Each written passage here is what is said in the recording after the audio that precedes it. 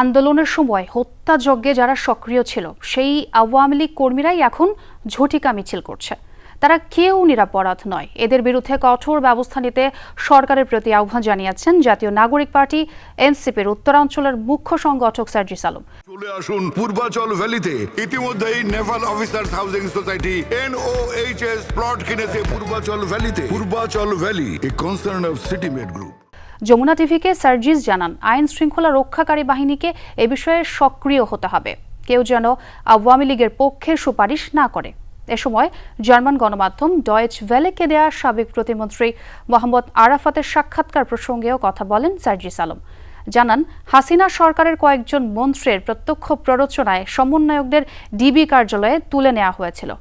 Internet বন্ধেও ছিল আরাফাতের প্ররোচনা। এখনও তাদের গ্রেফতার করতে না পারা অন্তর্বর্তী সরকারের সীমাবদ্ধতা, এ মন্তব্য করেন সার্জিস। বলেন, অন্তর্বর্তী সরকার যদি সর্বোচ্চ চেষ্টা করে এবং অন্যান্য রাজনৈতিক দলগুলো যদি সাধ্যমতো এগিয়ে আসে, তাহলেই গণহত্যাকারী দল আওয়ামী লীগের বিচার সম্ভব। আওয়ামী লীগ আজকে যারা এভাবে কয়েকজন এদিক ওদিক করে মাথাচাড়া দিচ্ছে, তারা কিন্তু সেই 5ই আগস্টের পূর্ববর্তী সময়টিতে কোনো আইন শৃঙ্খলা বা কোনো কিছুর নিয়ম নীতি তোয়াক্কা না করে মানুষের উপর এভাবে আক্রমণ চালিয়েছে।